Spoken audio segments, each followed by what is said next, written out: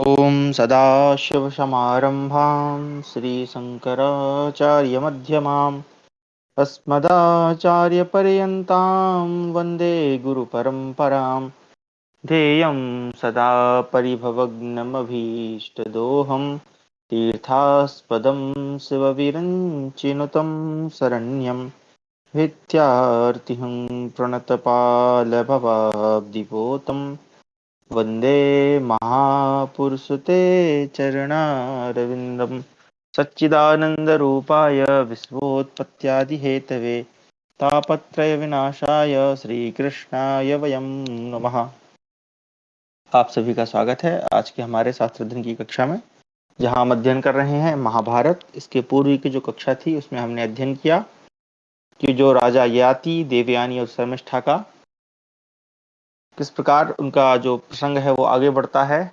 जो शर्मिष्ठा है वो भी राजा ययाति से 3 पुत्रों को जन्म देती है, जिनके नाम संभवतः मैं क्योंकि नाम बहुत सारे हैं तो द्रुहियो रहता है, यदु रहता है या अनु, और लास्ट में पुरु नाम का एक रहता है और एक रहता है उनका तुर्वसु। ठीक है, तो ये शर्मिष्ठा और देवयानी के ऐसे कुछ पुत्र हैं, टोटल मिला के 5 होते हैं। तो चूंकि जब देवयानी को पता चलता है कि इसने शर्मिष्ठा के साथ जो है समागम करके संतान उत्पन्न की है, तो वो अपने पिता के पास जाती है और शुक्राचार्य उसको श्राप दे देते हैं कि जाओ तुम जो है बुढ़ापे को प्राप्त कर लो, जरावस्था को प्राप्त हो जाओ। फिर वो अपने 5 पुत्रों से क्रमशः पूछता है कि भाई तुम मेरी बुढ़ापा ले लो और तुम मुझे अपनी युवावस्था दे दो।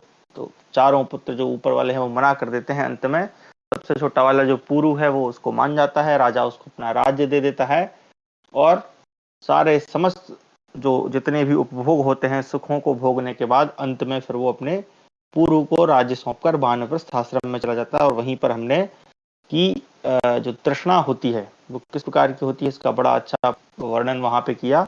उसके बाद अपने वो पुण्य कर्मों से वो स्वर्ग में जाता है। स्वर्ग में जाकर राजा इंद्र उससे प्रश्न करते हैं कि तुम कौन हो, है ना, इत्यादि, या उसका एक टाइप से मतलब बातचीत करते समय वो ये बोल देता है कि मेरे से बड़ा कोई तपस्वी नहीं है।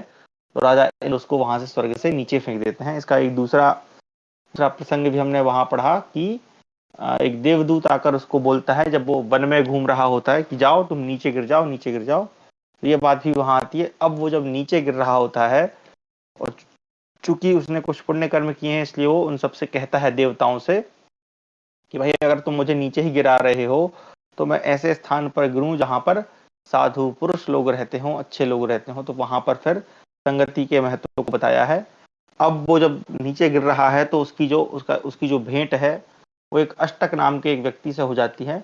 और अष्टक जो है उसको इस प्रकार नीचे गिरते देख उससे बातचीत करता है और दोनों जब बातचीत करते हैं तो राजा याति जो है उसको बड़े धर्म की शिक्षाएं देता है और उनकी जो बातचीत है वो बढ़ते बढ़ते अब जो है गर्भाधान यानी गर्भ किस प्रकार शरीर धारण करता है या जीव किस प्रकार शरीर धारण करता है यहाँ तक पहुंच चुकी है।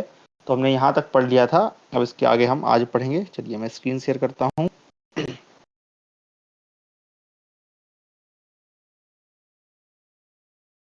तो हाँ, हमारा ये हमने 11 तक पढ़ा था, तो इसके आगे पढ़ लेते हैं।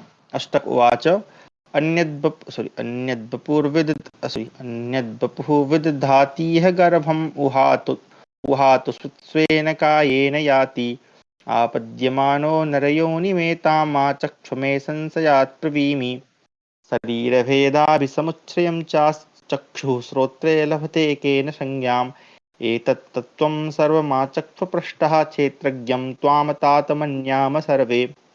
तो यहाँ जो अष्टक है वो उसको बता रहा है कि कैसे इसके पूर्व जो है याति ने बताया था कि किस प्रकार व्यक्ति जो है या जीव जो है वो अपना जन्म धारण करता है। मोक्ष की भी वो कई सारी बातें इसके ऊपर बता चुका है।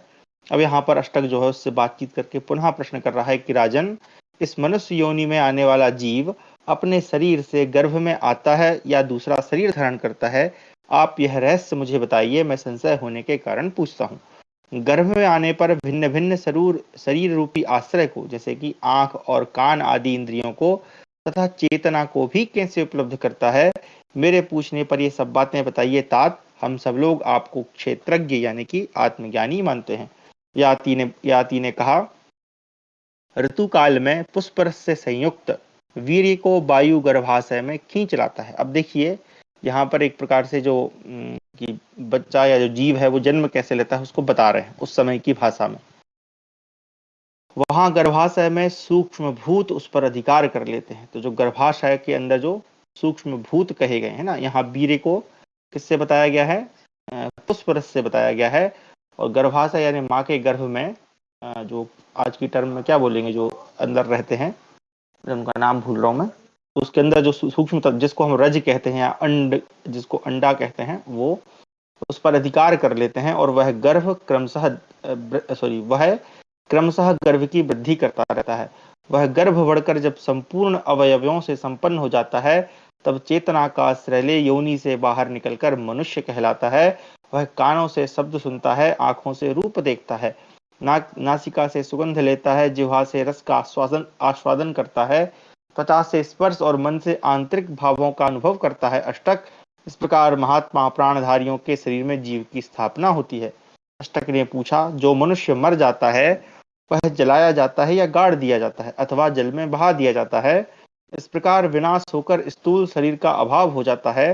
फिर यह चेतन जीवात्मा किस शरीर के आधार पर रहकर चैतन्य युक्त व्यवहार करता है?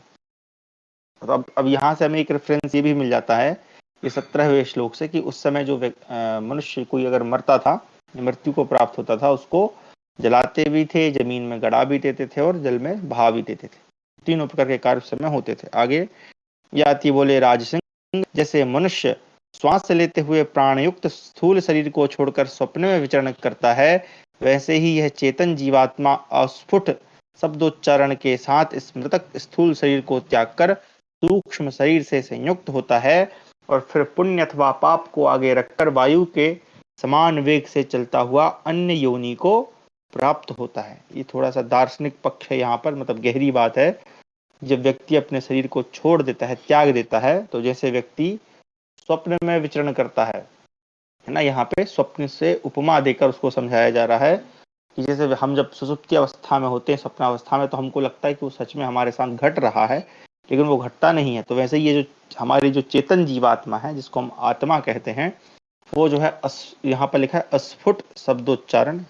इसमें लिखा है अनुवाद में, एक बार मैं पढ़ लेता हूँ। पुरोधाय सुकृतम दुष्कृतम वा अन्यामुनिम पवनाग्रानुसारी हित्वा शोषून सुप्त वन्निष्ठ नित्वा पुरोधा। यहाँ पे तो नहीं लिखा है श्लोक में कि स्फुट शब्दोच्चारण, हालांकि अनुवादक ने लिखा है, तो वहां पे श्लोक में सीधा सीधा लिखा है कि जो हमारी जो आत्मा होती है वो हमारे स्थूल शरीर को त्याग कर सूक्ष्म शरीर से संयुक्त हो जाती है, छोटा सा जो जिसको हम सूक्ष्म शरीर कहते हैं, और फिर अपने पाप और पुण्य के आधार पर उनको आगे रख के वो जो है फिर अगली योनि में, जो भी उसको योनि मिलना है, उसमें प्राप्त होती है। आगे, पुण्य करने वाले मनुष्य पुण्य योनियों में जाते हैं और पाप करने वाले मनुष्य पाप योनि में जाते हैं। इस प्रकार पापी जीव कीट पतंग आदि होते हैं। महानुभाव, इन सब विषयों को विस्तार के साथ कहने की इच्छा नहीं होती। नृपश्रेष्ठ, इसी प्रकार जीव गर्भ में आकर 4 पैर, 6 पैर और 2 पैर वाले प्राणियों के रूप में उत्पन्न होते हैं। यह सब मैंने पूरा पूरा बता दिया। अब और क्या पूछना चाहते हो? तो यहाँ पर 2 पैर, 6 पैर, 4 पैर कहने का मतलब है कि वो सभी जो है पशु पक्षियों का भी जन्म लेता है। आगे अष्टक ने पूछा, तात, मनुष्य कौन सा कर्म करके उत्तम लोक प्राप्त करता है? वे लोक तप से प्राप्त होते हैं या विद्या से? मैं यही पूछता हूँ, जिस कर्म के द्वारा क्रमशः श्रेष्ठ लोकों की प्राप्ति हो, वह सब यथार्थ रूप से बताइए। ये आती बोले, राजन, साधु पुरुष स्वर्गलोक के 7 महान दरवाजे बतलाते हैं। स्वर्गस्य लोकस्य वदन्ति संतो द्वाराणि सप्तैव महान्ति पुंसाम। ठीक है, सही लिखा है। जिनसे प्राणी उनमें प्रवेश करते हैं उनके नाम ये हैं। अब वो दरवाजे क्या हैं? तो तप, दान, सम, यानी हम उसको कह सकते हैं शांति, ठीक है, धैर्य इसके अंतर्गत आ जाएगा। दम यानी दमन, लज्जा, सरलता और समस्त प्राणियों के प्रति दया। तो ये 7 प्रकार के द्वार बताए हैं जिससे हम स्वर्गलोक को प्राप्त करते हैं। वे तप आदि द्वार सदा ही पुरुष के अभिमान रूप तम से आच्छादित होने पर नष्ट हो जाते हैं। यह संत पुरुषों का कथन है। तो हमारे अंदर जो अभिमान है, जिसको हम घमंड कहते हैं, हमारा गर्व तो थोड़ा पॉजिटिव शब्द हो जाता है, लेकिन घमंड जिसे कहते हैं वो उसको किसकी संज्ञा दी गई है? तम यानी अंधकार की। तो उसके चक्कर में बेचारे ये जो जितने भी तप, दान, सम, लज्जा हैं, ये सब दब जाते हैं। इसलिए सीधी सी बात है कि अप्रत्यक्ष रूप से यहाँ कहा जा रहा है कि हमें अभिमान नहीं करना चाहिए। आगे, जो वेदों का अध्ययन करके अपने को सबसे बड़ा पंडित मानता है और अपनी विद्या द्वारा दूसरों के यश का नाश करता है, उसके पुण्यलोक अंतवान यानी विनाशशील होते हैं और उसका पढ़ा हुआ वेद भी उसे फल नहीं देता। तो विद्या अध्ययन कर लिया है ना, वेद का यहाँ जो हमें अर्थ लेना चाहिए कि वो पर्टिकुलर 4 वेद नहीं, वेद अपितु ज्ञान। तो ज्ञान प्राप्त करके जो स्वयं को सबसे बड़ा मानता है कि मैं ही सबसे बड़ा ज्ञानी हूँ, वो उसको स्वयं ही नष्ट कर देता है। आगे, अग्निहोत्र, मौन, अध्ययन और यज्ञ, ये 4 कर्म मनुष्य को भय से मुक्त करने वाले हैं, परंतु वे ही ठीक से न किए जाएं, अभिमान पूर्वक उनका अनुष्ठान किया जाए तो वे उल्टे भय प्रदान करते हैं। विद्वान पुरुष सम्मानित होने पर अधिक आनंदित न हो और अपमानित होने पर संतप्त न हो। इस लोक में संत पुरुष ही सत्पुरुषों का आदर करते हैं, दुष्ट पुरुषों को यह सत्पुरुष है ऐसी बुद्धि प्राप्त ही नहीं होती। मैं यह दे सकता हूँ, इस प्रकार यजन कर सकता हूँ, इस तरह स्वाध्याय में लगा रहता हूँ और यह मेरा व्रत है। इस प्रकार जो अहंकार पूर्वक वचन है उन्हें भयरूप कहा गया है। ऐसे वचनों को सर्वथा त्याग देना चाहिए। जो सबका आश्रय पुराण यानी कूटस्थ है तथा जहाँ मन की गति भी रुक जाती है, वह परब्रह्म परमात्मा तुम सब लोगों के लिए कल्याणकारी हो। जो विद्वान उसे जानते हैं वे उस परब्रह्म परमात्मा से संयुक्त होकर इहलोक और परलोक में परम शांति को प्राप्त होते हैं। इस प्रकार से हमारा 90वां अध्याय समाप्त हुआ, जो कि बड़ा ज्ञान से परिपूर्ण था। आगे 91वां अध्याय, याति और अष्टक का आश्रम धर्म संबंधी संवाद। अब यहाँ पे देखिए जो लेखक हैं इसके, वेदव्यास जी, वो किस प्रकार से 2 व्यक्तियों के बीच वार्तालाप करवाकर हमें जो है जितनी भी जो जरूरी चीजें हैं उनका ज्ञान दे रहे हैं। आगे, चरण गृहस्था कथमेति धर्मान, कथम भिक्षु कथम आचार्य कर्मा, वानप्रस्था सतपते सन्निविष्टो बहून्यस्मिन् सम्प्रति वेदयन्ति। यातिर्वाच, आहूताध्यायी गुरुकर्म सुचोद्यः, पूर्वोत्थायी चरमं चोपशायी, मधुरदान्तो धृतिमान प्रमत्तः, स्वाध्यायशीला सिद्ध्यति ब्रह्मचारी। अष्टक ने पूछा, महाराज, वेदज्ञ विद्वान इस धर्म के अंतर्गत बहुत से कर्मों को उत्तम लोकों की प्राप्ति का द्वार बताते हैं, अतः मैं पूछता हूँ, आचार्य की सेवा करने वाला ब्रह्मचारी, गृहस्थ, सन्मार्ग में स्थित वानप्रस्थ और सन्यासी किस प्रकार धर्माचरण करके उत्तम लोक में जाता है। तो जो 4 प्रमुख आश्रम है उन्हीं चारों को बता रहे हैं कि वो किस प्रकार का धर्माचरण, या क्षमा करें मैं बोल रहा हूँ बता रहे हैं, बल्कि पूछ रहे हैं कि वो किस प्रकार धर्माचरण करते हैं, उनका धर्माचरण क्या है। आगे याति बोलते हैं, शिष्य को उचित है कि गुरु के बुलाए जाने पर उनके समीप जाकर पढ़े, गुरु की सेवा में बिना कहे लगा रहे, रात में गुरु जी के सो जाने के बाद सोए और सवेरे उनसे पहले ही उठ जाए। वह मृदुल, विनम्र, जितेंद्रिय, धैर्यवान, सावधान और स्वाध्यायशील हो। इस नियम से रहने वाला ब्रह्मचारी सिद्धि को पाता है। तो ये ब्रह्मचारी होने के उत्तम गुण हैं। गृहस्थ पुरुष न्याय से प्राप्त हुए धन को पाकर उससे यज्ञ करे, दान दे और सदा अतिथियों को भोजन करावे, दूसरों की वस्तु उनके दिए बिना ग्रहण नहीं करे। यह गृहस्थ धर्म का प्राचीन एवं रहस्यमय स्वरूप है। कितनी अच्छी बात की, देखिए कि गृहस्थ को कैसा जीवन व्यतीत करना चाहिए। वानप्रस्थ मुनि वन में निवास करे, आहार और विहार को नियमित रखे, अपने ही पराक्रम एवं परिश्रम से जीवन निर्वाह करे, पाप से दूर रहे, दूसरों को दान दे और किसी को कष्ट न पहुंचावे, ऐसा मुनि परम मोक्ष को प्राप्त होता है। सन्यासी शिल्प कला से जीवन निर्वाह न करे, समदम आदि श्रेष्ठ गुणों से संपन्न। यहाँ पे जो बताया ना, अशिल्प जीवी गुणवान नित्यम, शिल्प कला से मतलब ये नहीं है कि वो मूर्ति इत्यादि, मतलब जो भी वो स्ट्रक्चर होते हैं उनको ना बनाए, मतलब यहाँ कहने का, चूंकि संन्यास आश्रम में व्यक्ति की आयु इतनी हो जाती है, तो शिल्प कला का मुझे ऐसा लगता है यहाँ पे जो अर्थ हमें ग्रहण करना चाहिए समाज के आधार पर, वो ये कि भाई वो कठिन कार्यों को ना करे, क्योंकि शिल्प कला को मतलब सरल काम नहीं होता, ठीक है। तो यहाँ पर इसका अर्थ ये होगा कि वो मेहनत वाले काम ना करे, कम दम आदि श्रेष्ठ गुणों से संपन्न हो, सदा अपनी इंद्रियों को वश में रखे, सबसे अलग रहे, ग्रस्तों के घर में न सोए, परिग्रह का भार न लेकर अपने अपने को हल्का रखे। परिग्रहण मतलब यानी ज्यादा इकट्ठा कर लेना, जिसको हम संग्रह बोलते हैं, वो न रखे, बल्कि उसको जितना जरूरत है उतना ही रखे। थोड़ा थोड़ा चले, अकेले ही अनेक स्थानों में भ्रमण करता रहे, ऐसा सन्यासी ही वास्तव में भिक्षु कहलाने योग्य है। जिस समय रूप रस आदि विषय तुच्छ प्रतीत होने लगे, इच्छानुसार जीत लिए जाएं तथा उनके परित्याग में ही सुख जान पड़े, उसी समय विद्वान पुरुष मन को वश में करके समस्त संग्रहों का त्याग कर वनवासी होने का प्रयत्न करें। जो वनवासी मुनि वन में ही अपने पंचभूतात्मक शरीर का परित्याग करता है, वह 10 पीढ़ी पूर्व के और 10 पीढ़ी बाद के जाति भाइयों को तथा 21वें अपने को भी पुण्य लोकों में पहुंचा देता है। आगे अष्टक ने पूछा, राजन, मुनि कितने हैं और मौन कितने प्रकार के हैं, यह बताइए, हम इसे सुनना चाहते हैं। याति ने कहा, जनेश्वर, अरण्य में निवास करने अरण्य ने जंगल में निवास करते समय जिनके लिए ग्राम पीछे होता है और ग्राम में वास करते समय जिनके लिए अरण्य पीछे होता है, वह मुनि कहलाता है।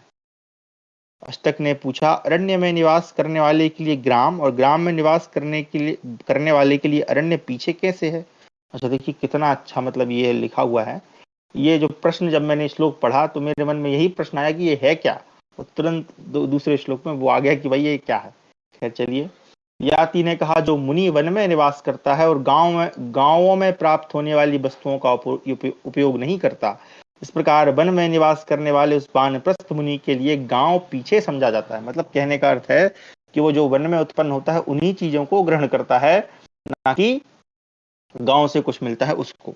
और जो अग्नि और ग्रह को त्याग चुका है, जिसका गोत्र और चरण यानी वेद की शाखा एवं जाति से भी संबंध नहीं रह गया है, जो मौन रहता है और उतने ही वस्त्र की इच्छा रखता है जितने से लंगोटी और ओढ़ने का काम चल जाए, इसी प्रकार जितने प्राणों की रक्षा हो सके उतना ही भोजन चाहता है, इस नियम से गांव में निवास करने वाले उस सन्यासी मुनि के लिए अरण्य पीछे समझा जाता है। तो कहने का मतलब है कि एक तो पूरा जंगल में ही जाके वनवासी टाइप का हो गया है और एक रहता तो गांव में ही है, लेकिन वहां भी सारे जो नियम है उनका पालन करता है, इसलिए वो भी मुनि या सन्यासी कहा गया है। आगे, सन्यासी तो नहीं, मुनि कहना चाहिए। आगे, जो मुनि संपूर्ण कामनाओं को छोड़कर कर्मों का त्याग कर चुका है और इंद्रिय संयम पूर्वक सदा मौन में स्थित है, ऐसा सन्यासी लोक में परम सिद्धि को प्राप्त होता है। जिसके दांत शुद्ध और साफ हैं, जिसके नख और केस कटे हुए हैं, जो सदा स्नान करता है तथा यम नियम आदि से अलंकृत है, अर्थात उन्हें धारण किए हुए है, शीतोष्ण सहने से जिसका शरीर श्याम पड़ गया है, जिसके आचरण उत्तम है, ऐसा सन्यासी किसके लिए पूजनीय नहीं है, अर्थात सभी के लिए पूजनीय है। तपस्या से मांस हड्डी तथा रक्त के क्षीण हो जाने पर जिसका शरीर कृश और दुर्बल हो गया है, वह वानप्रस्थ मुनि इस लोक को जीतकर परलोक में भी विजय पाता है। जब वानप्रस्थ मुनि सुख दुख राग द्वेष आदि द्वंद्वों से रहित एवं भली भांति मौनावलंबी हो जाता है, तब वह इस लोक को जीतकर परलोक पर भी विजय पाता है। जब सन्यासी मुनि गाय बैलों की तरह मुख से ही आहार ग्रहण करता है, हाथ आदि का सहारा भी नहीं लेता, तब उसके द्वारा ये सब लोग जीत लिए गए समझे जाते हैं और वह मोक्ष की प्राप्ति के लिए समर्थ समझा जाता है। अब देखें, यहाँ पर ये जो वाक्य आया है कि गाय बैल की तरह मुख से ही आहार ग्रहण करता है, हाथ आदि का उपयोग नहीं करता, इसका मतलब ये नहीं कि वो गाय जैसे मुंह नीचे डाल के भोजन ग्रहण करता है। कहने का अर्थ यह है कि वो भोजन ही नहीं ग्रहण करता, अपितु केवल वायु के आधार पर ही जीवित रहता है, इतनी कठिन तपस्या करता है। यहाँ पर उस अर्थ में लेना चाहिए, आस्येन तु यदाहारम गोवन मृगेते मुनि। ठीक है, ऐसे नहीं कि बिना हाथ के जो नीचे से चाट चाट के खा रहा है, वैसा नहीं। ओके चलिए, क्योंकि ये थोड़ी सी आलंकारिक भाषा है। आगे, द्विनवति तमह यानी कि 92वां अध्याय, अष्टक याति संवाद और याति द्वारा दूसरों के दिए हुए पुण्यदान को अस्वीकार करना। अष्टक उवाच, कतरस्त्वनयोः पूर्वं देवानामेति सात्मताम् उभयो धावतो राजन् सूर्यचन्द्रमशोरिवः।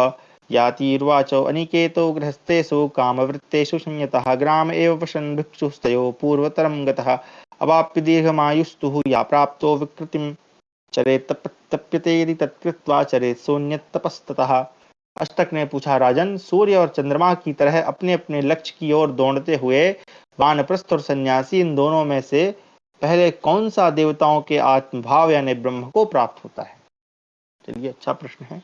याति बोले, काम वृत्ति वाले गृहस्थों के बीच ग्राम में ही वास करते हुए जो भी जितेंद्रिय ग्रह रहित सन्यासी है, वही उन दोनों प्रकार के मुनियों में पहले ब्रह्म भाव को प्राप्त होता है। जो वानप्रस्थ बड़ी आयु पाकर भी विषयों के प्राप्त हो जाने पर उनसे विकृत हो उन्हीं में विचरने लगता है, उसे यदि विषयोपभोग के अनंतर पश्चाताप होता है तो उसे मोक्ष के लिए पुनः तप का अनुष्ठान करना चाहिए। किंतु जो वानप्रस्थ मनुष्य पाप कर्मों से नित्य भय करता है और सदा अपने धर्म का आचरण करता है, वह अत्यंत सुखरूप मोक्ष को अनायास ही प्राप्त कर लेता है। राजन, जो पाप बुद्धि वाला मनुष्य क्षमा करें, जो पाप बुद्धि वाला मनुष्य अधर्म का आचरण करता है, उसका वह आचरण नृशंस यानी पापमय और असत्य कहा गया है, और एवं उस अजितेंद्रिय का धन भी वैसा ही पापमय और सत्य है। परंतु वानप्रस्थ मुनि का जो धर्म पालन है, वही सरलता है, वही समाधि है, और वही श्रेष्ठ आचरण है। अष्टक ने पूछा, राजन, आपको यहाँ किसने बुलाया, किसने भेजा? आप अवस्था में तरुण, फूलों की माला से सुशोभित, दर्शनीय एवं उत्तम तेज से उद्भासित जान पड़ते हैं। आप कहाँ से आए हैं, किस दिशा में भेजे गए हैं, अथवा क्या आपके लिए इस पृथ्वी पर कोई उत्तम स्थान है? याति ने कहा कि मैं अपने पुण्य का क्षय होने से भौम नरक में प्रवेश करने के लिए आकाश से गिर रहा हूँ। ब्रह्मा जी के जो लोकपाल हैं, वे मुझे गिरने के लिए जल्दी मचा रहे हैं, यानी जल्दी भेजना चाहते हैं। अतः आप लोगों से पूछकर विदा लेकर इस पृथ्वी पर गिरूंगा। नरेंद्र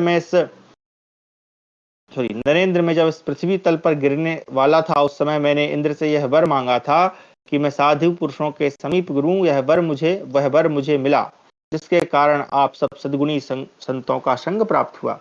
अष्टक बोले, महाराज, मेरा विश्वास है कि आप पारलौकिक धर्म के ज्ञाता हैं। मैं आपसे एक बात पूछता हूँ, क्या अंतरिक्ष या स्वर्गलोक में मुझे प्राप्त होने वाले पुण्यलोक भी हैं? यदि हो तो उनके प्रभाव से आप नीचे न गिरें, आपका पतन न हो। याति ने कहा, नरेंद्र सिंह, इस पृथ्वी पर जंगली और पर्वतीय पशुओं के साथ जितने गाय, घोड़े आदि पशु रहते हैं, स्वर्ग में तुम्हारे लिए उतने ही लोक विद्यमान हैं। तुम इसे निश्चय जानो। अष्टक बोले, राजेंद्र, स्वर्ग में मेरे लिए जो लोक विद्यमान है, वे सब आपको देता हूँ, परंतु आपका पतन न हो। अंतरिक्ष या द्युलोक में मेरे लिए जो स्थान है, उनमें आप शीघ्र ही मोह रहित होकर चले जाएं। याति ने कहा, नृश्रेष्ठ, ब्रह्मवेत्ता ब्राह्मण ही प्रतिग्रह लेता है, जैसा मेरे जैसा क्षत्रिय कदापि नहीं। नरेंद्र, जैसे दान करना चाहिए, उस विधि से पहले मैंने भी सदा उत्तम ब्राह्मणों को बहुत दान दिए हैं। जो ब्राह्मण नहीं है, उसे दीन याचक बनकर कभी जीवन नहीं बिताना चाहिए। याचना तो विद्या से दिग्विजय करने वाले विद्वान ब्राह्मण की पत्नी है, अर्थात ब्रह्मवेत्ता ब्राह्मण को ही याचना करने का अधिकार है। मुझे उत्तम सत्कर्म करने की इच्छा है, अतः ऐसा कोई कार्य कैसे कर सकता हूँ जो पहले कभी न किया हो। कहने का मतलब है कि वो जो उसको अपने पुण्य देना चाहता है, वो लेने से मना कर रहा है। प्रतर्दन उवाच, अब यहाँ पे प्रतर्दन, उसके साथ ही होंगे कोई राजा। प्रतर्दन बोले, वांछनीय रूप वाले श्रेष्ठ पुरुष, मैं प्रतर्दन हूँ और आपसे पूछता हूँ, यदि अंतरिक्ष अथवा स्वर्ग में मेरे भी लोक हों तो बताइए, मैं आपको पारलौकिक धर्म का ज्ञाता मानता हूँ। याति ने कहा, नरेंद्र, आपके तो बहुत लोक हैं, यदि एक एक लोक में 7-7 दिन रहा जाए तो भी उनका अंत नहीं है। वे सब के सब अमृत के झरने बहाते हैं एवं घृत यानी तेज से युक्त हैं। उनमें शोक का सर्वथा अभाव है। वे सभी लोक आपकी प्रतीक्षा कर रहे हैं। और तदन बोले, महाराज, वे सभी लोक मैं आपको देता हूँ, आप नीचे न गिरें। जो मेरे लोक हैं, वे सब आपके हो जाएं, वे अंतरिक्ष में हो या स्वर्ग में, आप शीघ्र मोह रहित होकर उनमें चले जाइए। याति ने कहा, राजन, कोई भी राजा समान तेजस्वी होकर दूसरे से पुण्य तथा योग क्षेम की इच्छा न करे। विद्वान राजा दैववश आपत्ति में पड़ जाने पर भी कोई पापमय कार्य न करे। धर्म पर दृष्टि रखने वाले राजा को उचित है कि वह प्रयत्न पूर्वक धर्म और यश के मार्ग पर ही चले। जिनकी बुद्धि धर्म में लगी हो, उस मेरे जैसे मनुष्य को जानबूझकर ऐसा दीनता पूर्ण कार्य नहीं करना चाहिए जिसके लिए आप मुझसे कह रहे हैं। जो शुभ कर्म करने की इच्छा रखता है, वह ऐसा काम नहीं कर सकता जिसे अन्य राजाओं ने नहीं किया हो। जो धर्म और अधर्म का भली भांति निश्चय करके कर्तव्य और अकर्तव्य के विषय में सावधान होकर विचरता है, वही राजा बुद्धिमान, सत्य प्रतिज्ञ और मनस्वी है। वह अपनी महिमा से लोकपाल होता है। जब धर्म कार्य में संशय हो अथवा जहाँ न्यायतः काम और अर्थ दोनों आकर प्राप्त हो, वहां पहले धर्म कार्य का ही संपादन करना चाहिए, अर्थ और काम का नहीं। यही धर्म है। इस प्रकार की बातें कहने वाले राजा याति से नृपश्रेष्ठ वसुमान बोले। अच्छा, ये बातें जो है वसुमान ने बोली। तो इस प्रकार हमारा 92वां सर्ग समाप्त हुआ। आगे 93वां सर्ग, राजा याति का वसुमान और शिवी के ग्रह को स्वीकार करना तथा अष्टक आदि चारों राजाओं के साथ स्वर्ग में जाना। वसुमानुवाच, प्रक्षामि त्वां वसुमानो रक्षामि त्वां वसुमानो दशस्वे यद्यस्ति लोको दिवि मे नरेन्द्र यद्यन्तरिक्षे प्रथितो महात्मनं क्षेत्रज्ञं त्वां तस्य धर्मस्य मन्ये। यातिर्वाच यदन्तरिक्षं पृथ्वी दिशश्च यत्तेजसा तपसे भानुमाश्च लोकास्तावन्तो दिवि संस्था वे तेनान्तवन्तः प्रतिपालयन्ति। वसुमान ने कहा, नरेंद्र, मैं उषदश्व हाँ, मैं उषदश्व का पुत्र वसुमान हूँ और आपसे पूछ रहा हूँ, यदि स्वर्ग या अंतरिक्ष में मेरे लिए भी कोई विख्यात लोक हो तो बताइए। महात्मन, मैं आपको पारलौकिक धर्म का ज्ञाता मानता हूँ। याति ने कहा, राजन, पृथ्वी, आकाश और दिशाओं के जितने प्रदेश को सूर्यदेव अपनी किरणों से तपाते और प्रकाशित करते हैं, उतने लोग तुम्हारे लिए स्वर्ग में स्थित हैं। वे अंतवान न होकर चिरस्थायी हैं और आपकी प्रतीक्षा करते हैं। वसुमान बोले, राजन, वे सभी लोक मैं आपके लिए देता हूँ, आप नीचे न गिने। मेरे जितने पुण्य लोक हैं वे सब आपके हो जाएं। धीमन, यदि आपको प्रतिग्रह लेने में दोष दिखाई देता हो तो एक मुट्ठी तिनका मुझे मूल्य के रूप में देकर मेरे इन सभी लोगों को खरीद लें। कितने अच्छे राजा हैं बेचारे, अपना जितना भी धर्म कार्य है, धर्म पुण्य है, वो सब याति को देने को तैयार है। याति ने कहा, मैंने इस प्रकार की कभी झूठ मूठ की खरीद बिक्री की हो अथवा छलपूर्वक व्यर्थ कोई वस्तु ली हो, इसका मुझे स्मरण नहीं। मैं काल चक्र से संकित रहता हूँ, जिसे पूर्ववर्ती अन्य महापुरुषों ने नहीं किया वह कार्य मैं भी नहीं कर सकता हूँ, क्योंकि मैं सत्कर्म करना चाहता हूँ। वसुमान बोले, राजन, यदि आप खरीदना नहीं चाहते हैं तो मेरे द्वारा स्वतः अर्पण किए हुए पुण्य लोगों को ग्रहण कीजिए। नरेंद्र, निश्चय जानिए, मैं उन लोगों में नहीं जाऊंगा, वे सब आपके ही अधिकार में रहें।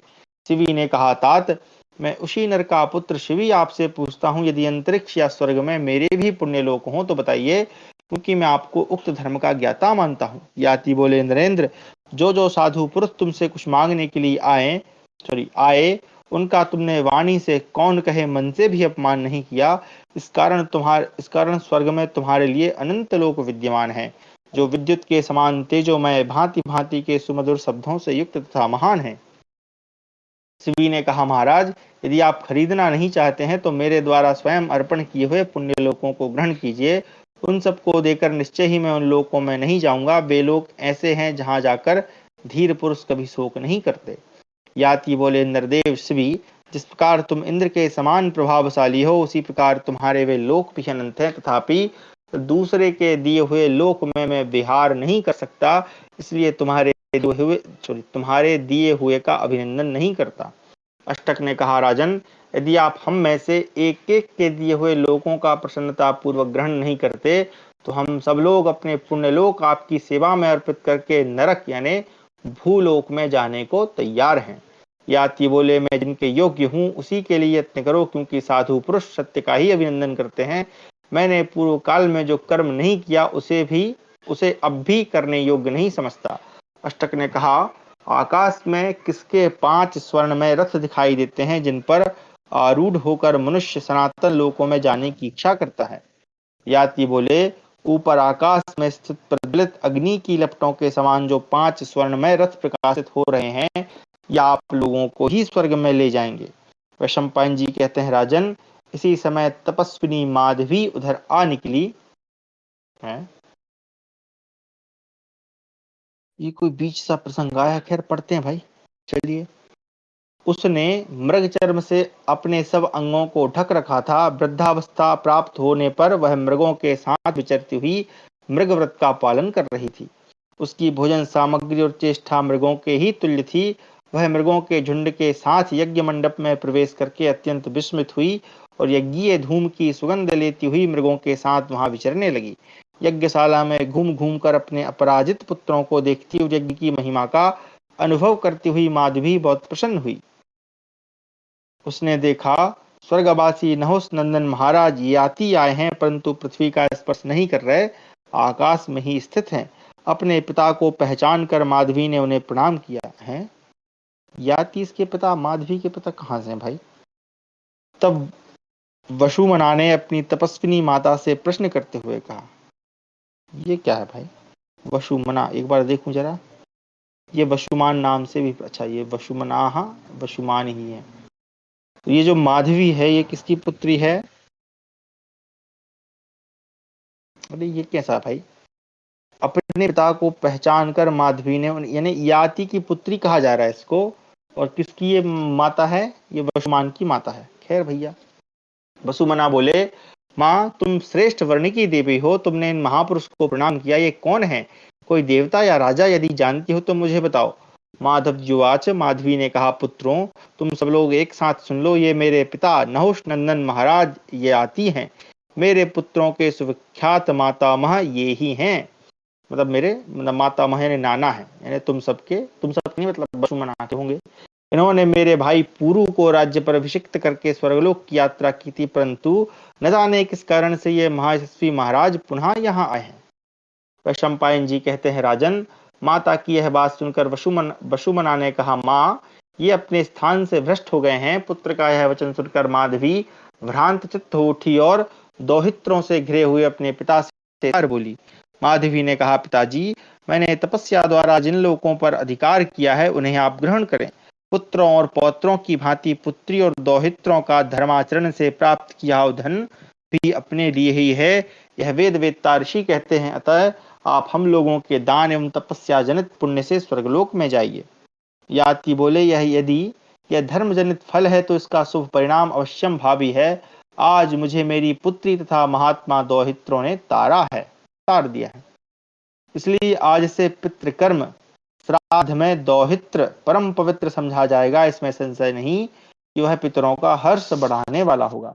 दोहित्र यानी यहाँ पर कहा गया है नाती, नातिन भी कह सकते हैं। ठीक है, आगे श्राद्ध में 3 वस्तुएं पवित्र मानी जाएंगी, दोहित्र, कुतप और तिल। अब कुतप यानी क्या होगा?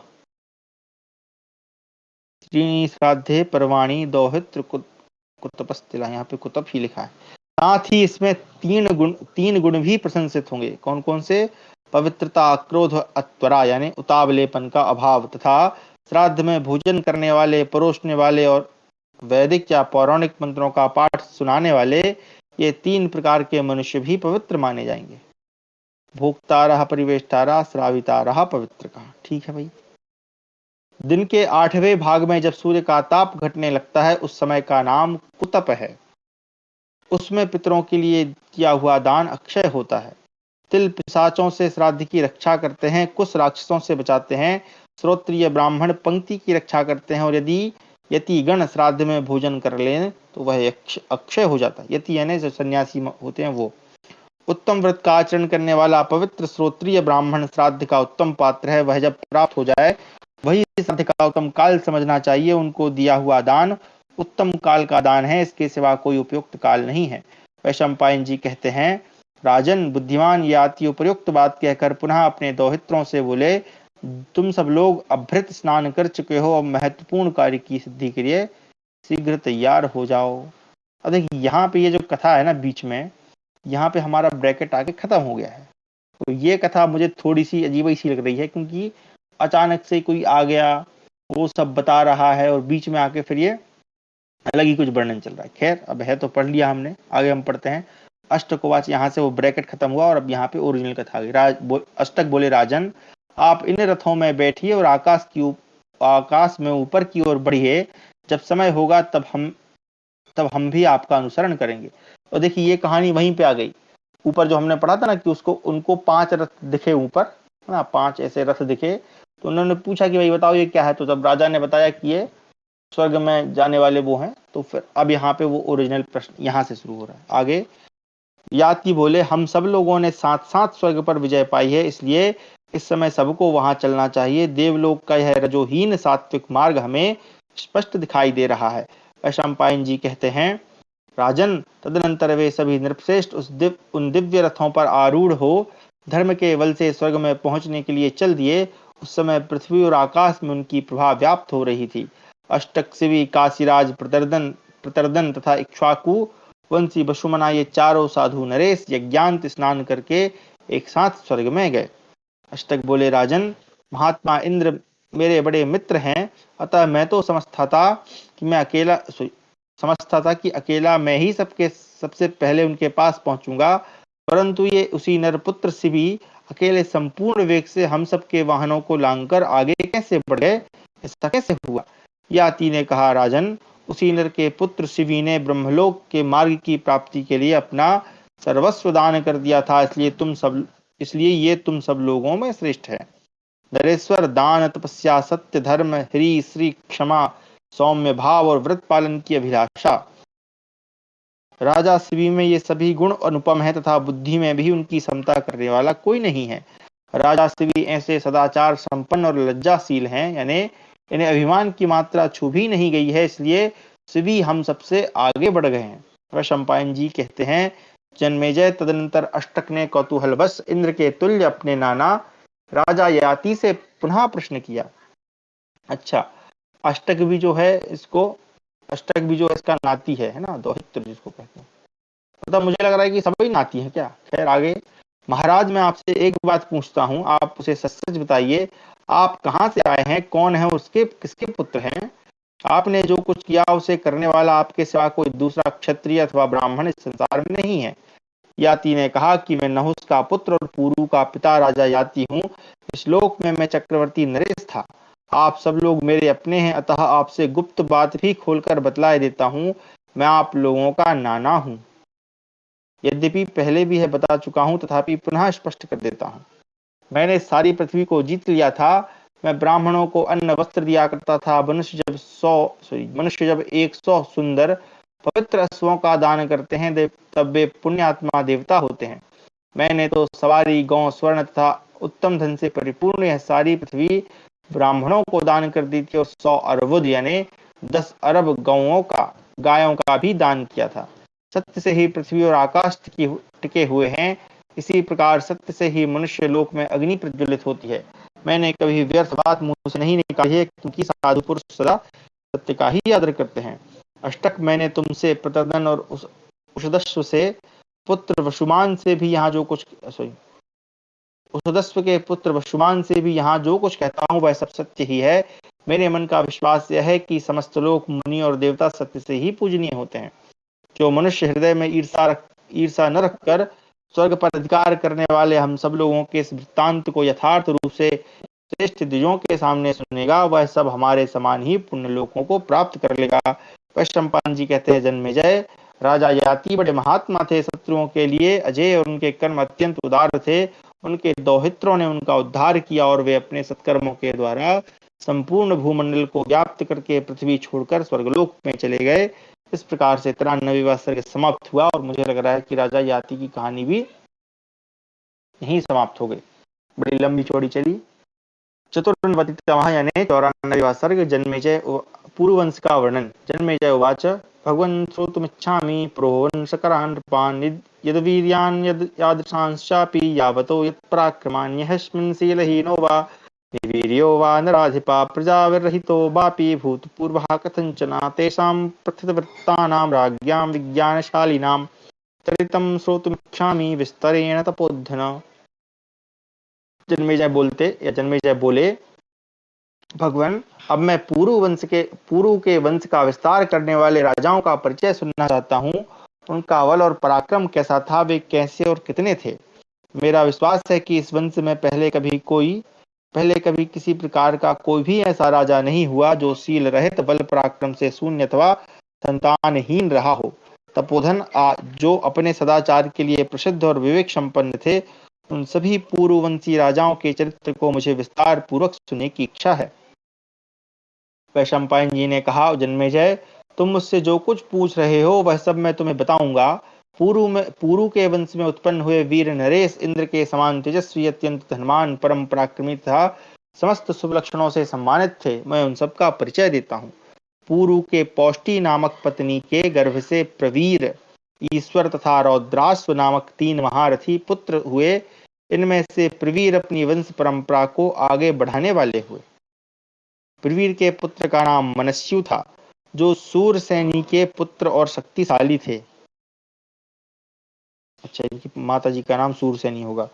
कमल के समान नेत्र वाले मनुष्य ने चारों समुद्र से घिरी हुई पृथ्वी का पालन किया। मनुष्य के सौबीरी के गर्भ से 3 पुत्र हुए, सक्त, सहनन और बाग्मी। ये सभी सूरवीर और महारथी थे। पूर्व के तीसरे पुत्र मनस्वी रौद्राश्व के मिस्र केसी अप्सरा के गर्भ से अनवग, भानु आदि 10 महाधनुर्धर पुत्र हुए, जो सभी यज्ञकर्ता, सूरवीर, संतानवान, अनेक शास्त्रों के विद्वान, संपूर्ण अस्त्र विद्या के ज्ञाता तथा धर्मपरायण थे। उन सब के नाम इस प्रकार हैं: ऋचेयु, कछेयु, पराक्रमी कृकणेयु, स्थंडिलेयु, वनेयु, महायशस्वी जलेयु, बलवान और बुद्धिमान तेजेयु, इंद्र के समान पराक्रमी सत्ययु, धर्मेयु तथा 10वें देवतुल्य पराक्रमी संतनेयु। भाई क्या ही नाम रखे। आगे ऋचेयु, जिनका एक नाम अनाधृष्टि भी है, इनका एक दूसरा नाम क्या है? अनाधृष्टि। अपने सब भाइयों में वैसे ही विद्वान और पराक्रमी हुए जैसे देवताओं में इंद्र। वे भूमंडल के चक्रवर्ती राजा थे। अनादृष्टि के पुत्र का नाम मतिनार था। राजा मतिनार राजसूय तथा अश्वमेध यज्ञ करने वाले एवं परम धर्मात्मा थे। राजन, मतिनार के 4 पुत्र हुए जो अत्यंत पराक्रमी थे। उनके नाम ये हैं: तंसु, महान, अतिरथ और अनुपम तेजस्वी द्रुहियु। अच्छा, द्रुहियु एक वो ऊपर हो चुका है, एक ये है। इनमें पराक्रमी तंसु ने पौरव वंश का भार वहन करते हुए उज्ज्वल यश का उपार्जन किया और सारी पृथ्वी को जीत लिया। पराक्रमी तंसु ने ईलिन नामक पुत्र को उत्पन्न किया, जो विजयी पुरुषों में श्रेष्ठ था। उसने भी सारी पृथ्वी जीत ली थी।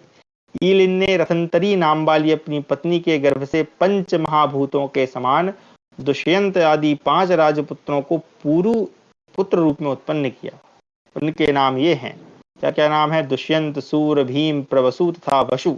जन्मेजय इनमें सबसे बड़े होने के कारण दुष्यंत राजा हुए।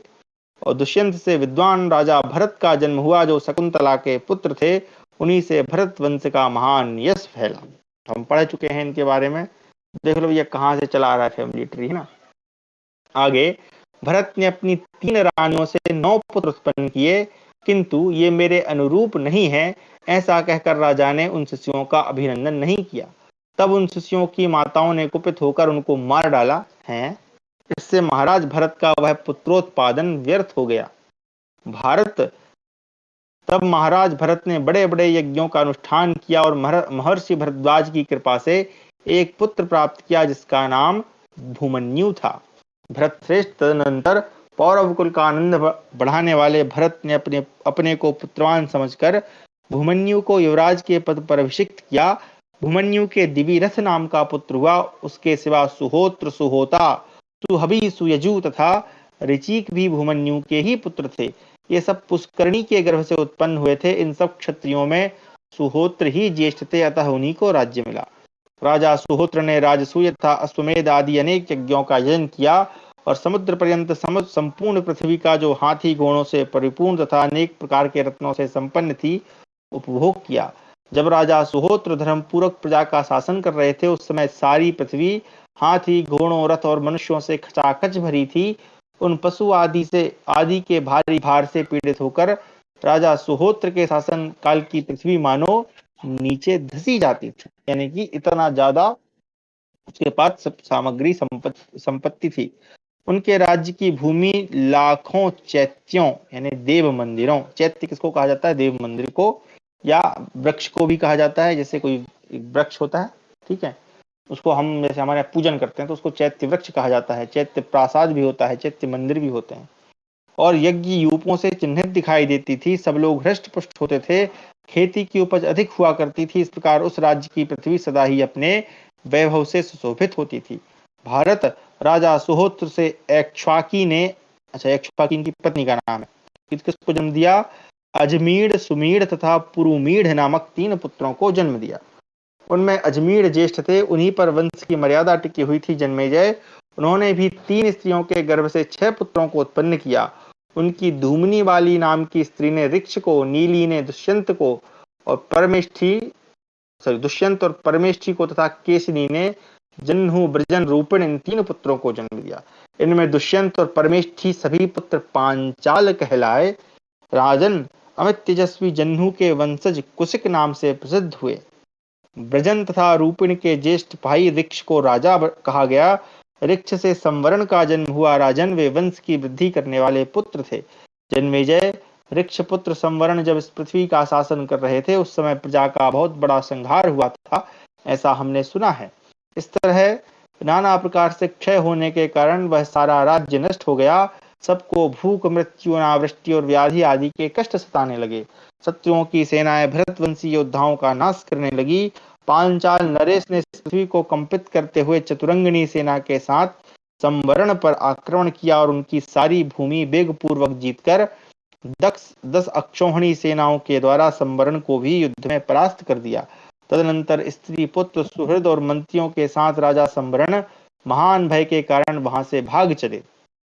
उस समय उन्होंने सिंधु नामक महानद, महानद बहुत बड़ी नदी है क्योंकि इसको महानद कहा गया है, तटवर्ती निकुंज में जो पर्वत के समीप लेकर नदी के तट तक फैला हुआ था निवास किया। वहां उस दुर्ग का आश्रय लेकर भरतवंशी क्षत्रिय बहुत वर्षों तक टिके रहे। उन सबको वहां रहते हुए 1000 वर्ष बीत गए। देखिए फिर वही बात जो आती है कि 1000 मतलब कह दिया तो ऐसा नहीं कि 1000 ही वर्ष बीत गए। उस समय मुझे लगता है कि कालगणना का कुछ और परिमाण रहा होगा। इसी समय इनके पास भगवान महर्षि वशिष्ठ आए। उन्हें आया देख भरतवंशियों ने प्रयत्न पूर्वक उनकी अगवानी की और प्रणाम करके उन सबके लिए अर्घ्य अर्पण किया। फिर उन तेजस्वी महर्षि को नमस्कार करके सत्कार पूर्वक अपना सर्वस्व समर्पण करके उत्तम आसन पर बिठाकर राजा ने स्वयं उनका वर्ण करते हुए कहा, भगवान हम पुनः राज्य के लिए प्रयत्न कर रहे हैं, आप हमारे पुरोहित हो जाइए। तब बहुत अच्छा कहकर वशिष्ठ जी ने भी भरतवंशियों को अपनाया और समस्त भूमंडल में उत्कृष्ट पूर्ववंशी संवरण को समस्त क्षत्रियों के सम्राट पद पर अभिषिक्त कर दिया। ऐसा हमारे सुनने में आया है। तत्पश्चात महाराज संवरण जहाँ प्राचीन भरतवंशी राजा रहते थे उस श्रेष्ठ नगर में निवास करने लगे। फिर उन्होंने सब राजाओं को जीतकर उन्हें करद बना दिया। करद बना दिया क्या है भाई ये? पुनर्वली भृतश्चैव चक्रे सर्वमहीक्षिता तहसा पृथ्वीं प्राप्य पुनरीजे महाबलः, यानी उनको अपने पक्ष में कर लिया। तदनंतर वे महाबली नरेश अजमीर वंशी संवरण पुनः पृथ्वी का राज्य पाकर बहुत दक्षिणा वाले बहुसंख्यक महायज्ञों द्वारा भगवान का यजन करने लगे। कुछ काल के पश्चात सूर्य कन्या तपती ने संवरण के वीर से कुरु नामक पुत्र को जन्म दिया। कुरु को धर्मज्ञ मानकर संपूर्ण प्रजावर्ग के लोगों ने स्वयं उनका राजा के पद पर वर्ण किया। उन्हीं के नाम से पृथ्वी पर कुरुजांगल देश प्रसिद्ध हुआ। उन महातपस्वी कुरु ने अपनी तपस्या के बल से कुरुक्षेत्र को पवित्र बना दिया। उनके 5 पुत्र सुने गए हैं। क्या क्या नाम है उनके? अश्ववान, अभिष्यंत, चैत्ररथ मुनि तथा सुप्रसिद्ध जन्मेजय हैं। इन 5 पुत्रों को उनकी मनस्विनी पत्नी वाहिनी ने जन्म दिया। ये जो जन्मेजय जो जिससे बात हो रही है वो नहीं है, मुझे लग रहा है इनके दादा परदादा रहे होंगे, क्योंकि पहले ऐसा होता था कि अगर हमारे किसी पूर्वज का नाम, दादा वादा का नाम ऐसा है तो उसी के नाम पे बच्चों का नाम रख दिया जाता था। आगे अश्ववान का दूसरा नाम अविक्षित था। उसके 8 पुत्र हुए जिनके नाम इस प्रकार हैं: परीक्षित, पराक्रमी, सवलास्व, आदिराज, विराज, महाबली, सालमली, उच्च स्त्रवा, भंगकार तथा 8वां जितारी। इनके वंश में जन्मेजय आदि अन्य 7 महारथी भी हुए जो अपने कर्म जनित गुणों से प्रसिद्ध हैं। परीक्षित के सभी पुत्र धर्म और अर्थ के ज्ञाता थे, जिनके नमस्कार हैं कक्षसेन, उग्रसेन, पराक्रमी, चित्रसेन, इंद्रसेन, सुसेन और भीमसेन। जन्मेजय के महाबली पुत्र भूमंडल में विख्यात थे। उनके प्रथम पुत्र का नाम धृतराष्ट्र था। अब आ गए भैया वहीं पे जो धृतराष्ट्र जहां से कहानी आरंभ होगी। उनसे छोटे क्रमशः पांडु, बाहलीक, महातेजस्वी निषद, बलवान, जाम्बुनद, कुंडोदर, पदाती तथा वसाती थे। जो इनके दद्दा जन्मेजय थे, दद्दा क्या परदादा ही होंगे ना, दादा के दादा के दादा, उनके इतने थे भैया। इनमें वसाती 8वां था। ये सभी धर्म और अर्थ में कुशल तथा समस्त प्राणियों के हित में संलग्न रहने वाले थे। इनमें धृतराष्ट्र राजा हुआ। उनके पुत्र हैं, कोई दूसरा धृतराष्ट्र क्या भाई? उनके पुत्र कुंडिक, हस्ती, वितर्क, क्राथ, कुंडन, हविश्रभा, इंद्राभ, भूमन्यु और अपराजित थे। भारत इनके सिवा प्रतीप, धर्मनेत्र, सुनेत्र ये 3 पुत्र और थे। धृतराष्ट्र के पुत्रों में ये ही 3 इस भूतल पर विख्यात थे। इनमें भी प्रतीप की प्रसिद्धि अधिक थी। भूमंडल में उसकी समानता करने वाला कोई नहीं था। ये मुझे लग रहा है कोई दूसरा धृतराष्ट्र क्या भाई, क्योंकि इस वाले के तो 100 हुए थे। भरत श्रेष्ठ प्रतीप के 3 पुत्र हुए, देवापी, शांतनु और महारथी वाल्मीक। इनमें से देवापी धर्मचरण द्वारा कल्याण की प्राप्ति की इच्छा से वन को चले गए, इसलिए शांतनु एवं महारथी वाल्मीक को इस पृथ्वी का राज्य प्राप्त किया। राजन, भरत के वंश में सभी नरेश धैर्यवान एवं शक्तिशाली थे। उस वंश में बहुत से श्रेष्ठ नृपतिगण देवर्षियों के समान ही थे। ऐसे ही कितने ही देवतुल्य महारथी मनु के वंश में हुए, देवतुल्य महारथी मनु वंश में उत्पन्न हुए, जो महाराज पुरुरवा के वंश की वृद्धि करने वाले थे। इस प्रकार से जो पुरु वंश का जो वर्णन है वो यहाँ पर समाप्त हुआ। हे भगवान, कितने सारे नाम है, मुझे एक भी याद नहीं है, जितने सब भूल गया। खैर चलिए, कितना लंबा, अगर इसको कोई बनाने लग जाए बेचारा पागल हो जाए। खैर आगे चलते हैं। दक्ष प्रजापति से लेकर पूर्व वंश, भरत वंश एवं पांडु वंश की परंपरा का वर्णन। हे प्रभु, फिर से वंश परंपरा। जन्मेजय उवाच क्षमा करें, श्रुतस्तुत्तो मया ब्रह्मन् पूर्वेषां संभवो महान् उदाराश्चापि वंशेऽस्मिन् राजानो मे परिश्रुतः, किन्तु लघ्वर्त संयुक्तं व्याख्यानं न मामति पीडातितो भवान् भूयो विस्तरेण ब्रवीतु मे एतामेव कथा दिव्याम् आप्रजापतितो मनुः तेषां मा जननं पुण्यं कस्यं न प्रीतिमावहेत्। जन्मेजय बोले, ब्रह्मन, मैंने आपके मुख से पूर्ववर्ती राजाओं की उत्पत्ति का महान वृत्तांत सुना।